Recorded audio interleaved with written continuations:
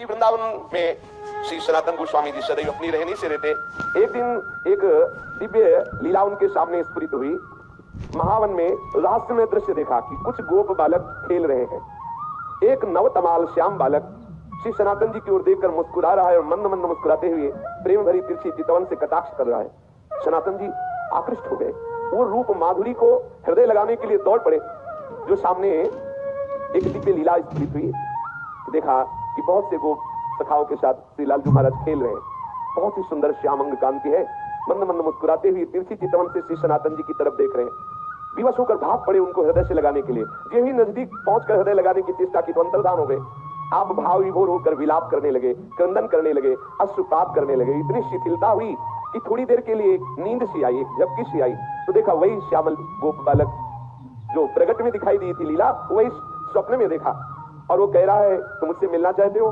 मैं मथुरा में श्री परशुराम जी चतुर्वेदी के घर में रह रहा हूं। अब तुम मुझको अपने साथ ले लो, वहां जाओ और वहां से मुझको अपने साथ ले लो। तत्काल ही सनातन जी की वो निद्रा टूटी।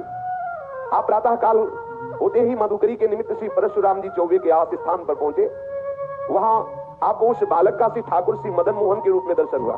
जब उस घर में पहुंचे तो सुंदर सिंहासन पे श्री मदन मोहन ठाकुर जी विराजमान थे। यही दृष्टि की तो वही बालक जो महावन में गुप्त सखाओं के साथ खेलते देखा, जो स्वप्न में आदेश देते देखा, वही देखा कि ठाकुर मदन मोहन जी के रूप में वो विराजमान है। ओहो, ये तो ठाकुर मदन मोहन जी हमारे साथ ऐसी लीला कर रहे थे। आप एक तक दर्शन करते हुए आसक्त चित्त हुए। आप वैसे तो एक दिन मधुकरी लाते और ठाकुर जी को अर्पित करके कई दिन तक प्रसाद रूप से उसको पाते, फिर कई दिन बाद मधुकरी को दाते। लेकिन मदन मोहन जी के दर्शन के लोभ से आप प्रतिदिन उसी घर में जाने लगे माधुकरी के लिए। और मदन मोहन जी के दर्शन करते और घंटों खड़े दर्शन करते हुए अश्रुपात करते रहते। एक दिन घर की वृद्धा माता ने देखा कि नेत्र में नेत्र मिलाए हुए ठाकुर के घंटों खड़े हैं, अश्रु प्रवाह हो रहा है। आपकी ऐसी प्रेममयी दशा देख के, बाबा इनको देख रहे हो? बाबा इनको मत देखो, ये सर्वनाश कर देते हैं। बहुत वैसे ठाकुर है। उस मैया ने कहा। तो श्री सनातन गोस्वामी ने उस मैया की तरफ देखा, बोले सुनो, मेरा बहुत बड़ा कुटुंब था, खूब घर भरा हुआ था संपत्ति से, जन से, परंतु ये जब से आया हमारे घर में इसने सब नाश कर दिया। मेरा परिवार मिट गया, मेरी सब संपत्ति चली गई, केवल मैं अकेली रह गई। ऐसा ही होता है, अकेला ही रखता है।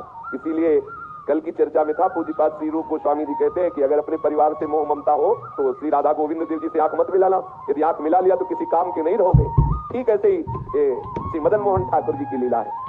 उस मैया ने कहा कि सब कुछ नष्ट हो गया जब से आया है, केवल मैं अकेली रह गई हूं। सनातन जी ने वही अशुभ प्रवाह अनुराग से भीनी हुई नेत्र कहा, माता जी तुम इसका परिचय मत दो, मैं जानता हूं मेरी भी यही दशा हो गई है। जब से इसने नजर की तब से सब नाश हो गया। और क्या, राजमंत्री थे, नजर हुई कहां पहुंचा दिया। एक गुदड़ी करवा और भाव में मगल। ये विनोद है महापुरुषों का। समस्त मलिनता माया की जो हमें घेरे हुए है, जब ठाकुर का कृपा कटाक्ष होता है तो उससे बिलक करके अपनी लीला में प्रवेश दे देते हैं, जो चिदानंदमयी है, जो एक रस लीला है। ये परिवर्तनशील जगत की मोह ममता का नाश एकमात्र इनकी कृपा की ओर से होता है।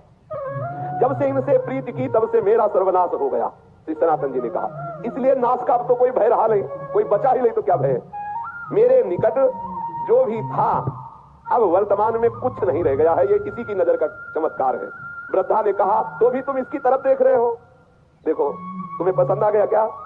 बोले तो पहले से ही हम राजी हैं इसके नेत्रों में, पहले ही बिक चुके हैं। तो मैं तो वृद्ध हो चली हूं और मैं सोच भी रही थी कि अब इसकी सेवा कौन करेगा मेरे बाद, क्योंकि परिवार में तो कोई बचा नहीं।